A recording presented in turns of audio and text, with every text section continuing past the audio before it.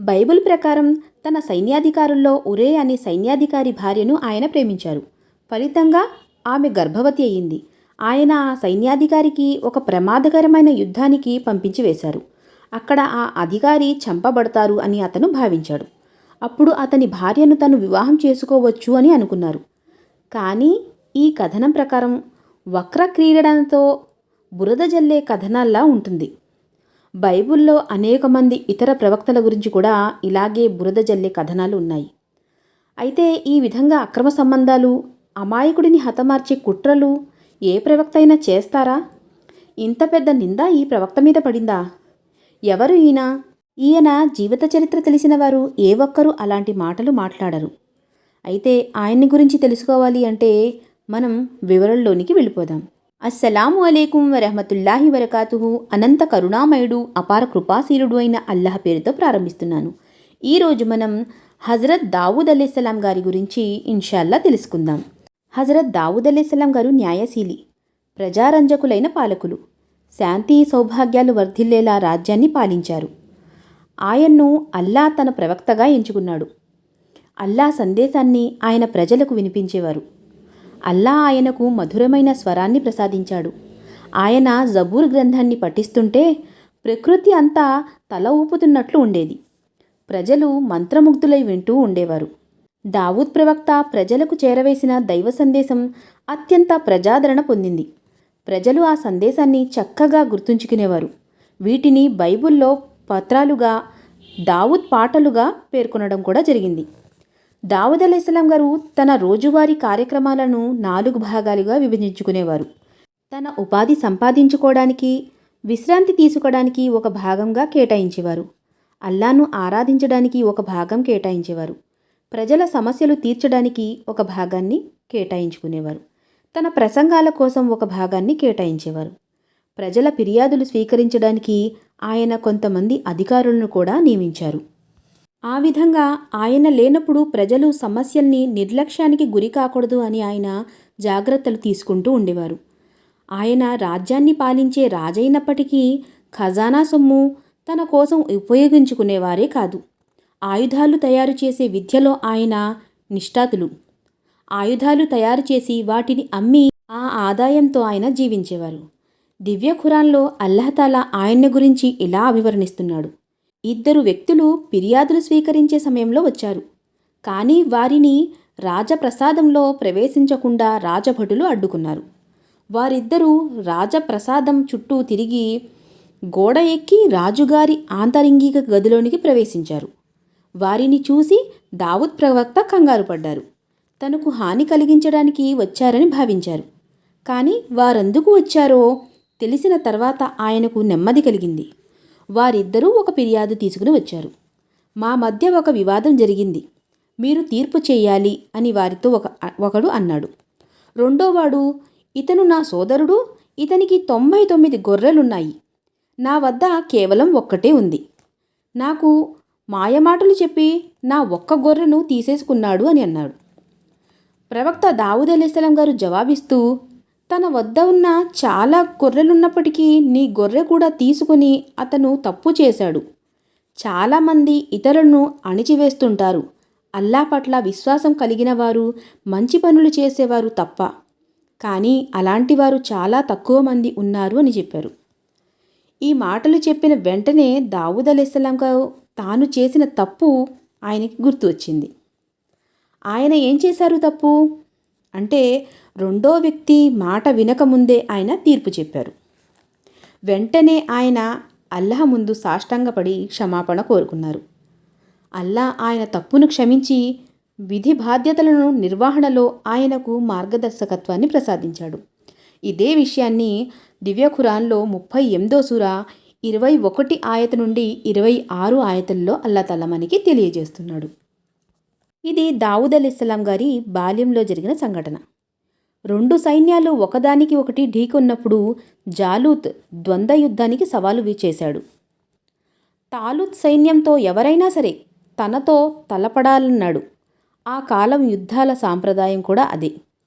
మహాకాయుడైన జాలూత్ తన బలాన్ని ప్రదర్శించాలనుకున్నాడు. అతడిని చూసి తాలూత్ సైనికులు భీతిల్లారు. సవాలు ఎదుర్కొనే ధైర్యం ఎవ్వరూ చేయలేకపోయారు. సైనికులకు ప్రోత్సహించడానికి రాజు ఒక ప్రకటన చేస్తూ జాలూత్తో పోరాడిన వారికి తన అందమైన కుమార్తెను ఇచ్చి వివాహం చేస్తాను అని కూడా చెప్పాడు. కానీ ఈ ప్రకటన కూడా బెంబేలెత్తించే సైన్యంలో కొత్త ఉత్సాహాన్ని నింపలేకపోయింది. అప్పుడే ఆశ్చర్యకరంగా ఒక బాలుడు ముందుకు వచ్చాడు. అతడిని చూసి శత్రు సైన్యం పకపక నవ్వడం ప్రారంభించింది. చివరకు తాలూత్ సైనికులు కూడా ఆ బాలుణ్ణి తక్కువగానే చూశారు. ఆ బాలుడి పేరే దావుద్ అలైహిస్సలాం గారు. బెత్లెహం పట్టణానికి చెందినవారు ఈయన. ముసలివాడైన అతని తండ్రి తన 3 కుమారులకు తాలూత్ సైన్యంతో పంపారు. అయితే అందరికన్నా చిన్నవారైన దావుద్ అలైహిస్సలాం గారు పోరాటంలో పాల్గొనవద్దని ప్రత్యేకంగా మరీ ఆయన తండ్రి గారు చెప్పి పంపించారు. సైన్యానికి ఇతర విధాలుగా సహాయం చెయ్యాలని, ప్రత్యక్ష పోరాటంలో పాల్గొనవద్దని తండ్రి చెప్పి పంపించారు. యుద్ధరంగంలో ఏం జరుగుతుందో తండ్రికి ఎప్పటికప్పుడు చెప్పాలని కూడా ఆయన నిర్దేశించారు. ఆ బాలుని ధైర్యం తాలూత్కు చాలా నచ్చింది. బాలునికి సహాయం చేస్తూ, నీ ధైర్యం అభినందిస్తున్నాను, కానీ ఆ యుద్ధవీరుడు నీవు సరిజోడు కావు కదా, కాబట్టి నువ్వు వెనుతిరిగిపో అని ఎంతగానో నచ్చచెప్పారు. బలమైన సైనికులే ముందు రావడం లేదు, నీకెందుకు అని చెప్పినప్పుడు హజరత్ దావుద్ అలైహిస్సలాం గారు మాత్రం పోరాటానికి నిల్చున్నారు. తాను అంతకుముందు రోజునే ఒక సింహాన్ని చంపానని, తమ గొర్రెలను తినడానికి వచ్చిన సింహాన్ని మట్టి కరిపించానని, అంతకుముందు ఒక ఎలుగుబంటిని కూడా చంపానని, తన ఆకారం చూసి తనను తక్కువ అంచనా వేయవద్దని, తాను మనుషులకు, క్రూర జంతువులకు గాని ఎవ్వరికీ భయపడనని, ధైర్యంగా ఉంటాను అని తాలూత్కు జవాబిచ్చారు. తాలూత్ ఈ మాటలు విని అతని ధైర్యానికి ఆశ్చర్యపోయారు. నీ ధైర్యాన్ని ప్రశంసిస్తున్నాను. నీవు నిర్ణయించుకుంటే, అల్లా నీకు శక్తి ప్రసాదిస్తే అల్లాహే నిన్ను కాపాడాలి అన్నారు. రాజుగారు దావూద్కు కవచం ఇంకా ఖడ్గం చేతికిచ్చారు. యుద్ధరంగం దుస్తులు ధరించే అలవాటు దావుద్ అలైహిస్సలాం గారికి లేదు. ఆ దుస్తులు చాలా అసౌకర్యంగా ఆయనకి అనిపించాయి. పైగా ఆ దుస్తుల్లో కదలడం కూడా కష్టంగా ఉంది. అందుకే కవచం తీసి పారేశారు. తర్వాత కొన్ని రాళ్లు సేకరించి తన తోలు సంచిలో వేసుకున్నారు. ఆ సంచిని తన భుజానికి తగిలించుకున్నారు. వడిసెల పక్కన వేలాడదీసుకున్నారు. చేతిలో ఉన్న కర్రతో శత్రువు వైపు నడవడం ప్రారంభించారు. తాలూత్ ఆందోళనతో, వడిసెల కంకర్రాళ్లతో ఆ మహాకాయుణ్ణి ఎలా ఎదుర్కొంటావు అని అడిగారు. దానికి దావుద్ అలైహిస్సలాం గారు జవాబిస్తూ, ఎలుగుబంటి గోళ్ల నుండి, సింహం పంజా నుండి నన్ను కాపాడిన అల్లాహ్ తప్ప ఈ మహాకాయుణ్ణి నుండి నన్ను ఎవరూ కాపాడలేరు అని అన్నారు. తన వైపు వస్తున్న బాలుణ్ణి చూసి జాలూద్ బిగ్గరగా నవ్వాడు. నీ తోటి కుర్రాళ్లతో కర్ర యుద్ధం చేయడానికి వస్తున్నావా, లేక బతకడం నీకు చిరాకనిపించిందా, చావడం కోసం వెతుక్కుంటూ వస్తున్నావా? నా ఖడ్గంతో ఒకే ఒక్క వేటు వేస్తా, నీ తలను మొండెం నుంచి వేరు చేస్తాను అని అన్నాడు. దావుద్ అలైహిస్సలాం గారు జవాబిస్తూ, నీ దగ్గర కవచం, డాలు, ఖడ్గం, విల్లంబులు అన్నీ ఉన్నాయి, కానీ నేను మాత్రం అల్లాహ్ పేరుతో పోరాడడానికి వస్తున్నాను. ఆయన ఆదేశాలను నువ్వు అపహాస్యం చేస్తున్నావు. ఈరోజు ప్రాణాలు తీసేది కత్తి కాదని, అల్లా అభిష్టమేనని నువ్వు తెలుసుకుంటావు అంటూ తన వడిసెలలోంచి తీసి అందులో నుంచి ఒక కంకర రాయి ఉంచి జాలూత్ వైపు గురి చూసి విసిరారు. వడిసెల నుండి రివ్వున బయలుదేరిన రాయి శరవేగంగా జాలూత్ తలకు తగిలింది. నెత్తురు ధారగా బయటకు చిందింది. జాలూత్ ఆ దెబ్బకు దిమ్మ తిరిగిపోయి నేలపైన పడ్డాడు. అతను ఖడ్గాన్ని తీసే సమయం కూడా అతనికి దక్కలేదు. నేలపై పడినవాడు అలాగే ప్రాణాలు కోల్పోయాడు. తమ సైన్యాధిపతి ఈ విధంగా హతం కావడం చూసిన సైన్యం కాలుకి బుద్ధి చెప్పి అక్కడ నుండి పారిపోయింది. వారిని ఇస్రాయేల్ సైనికులు వెంటాడడం ప్రారంభించారు. ఎందుకంటే శత్రువుల చేతుల్లో అనేక సంవత్సరాలుగా బాధలు పడుతున్నారు కాబట్టి ప్రతీకారం తీర్చుకోవడం వాళ్ళు మొదలుపెట్టారు. వారి వల్ల సాధ్యమైనంత మంది శత్రు సైనికులను హతమార్చారు. ఈ యుద్ధంలో ఇశ్రాయిలు తాము చాలా కాలం క్రితం పోగొట్టుకున్న గౌరవాన్ని, అధికారాన్ని తిరిగి సంపాదించుకున్నారు. దావుద్ అలైహిస్సలాం పేరు కూడా మారుమోగిపోయింది. తాలూత్ తన మాట నిలబెట్టుకుని తన కుమార్తె మికిల్కు ఇచ్చి దావుద్ అలైహిస్సలాంతో వివాహం చేశారు. ఆయన్ని తన ముఖ్య సలహాదారునిగా కూడా నియమించుకున్నారు. తాలూత్ మరణించిన తర్వాత దావుద్ అలైహిస్సలాం గారు రాజుగా బాధ్యతలు స్వీకరించారు.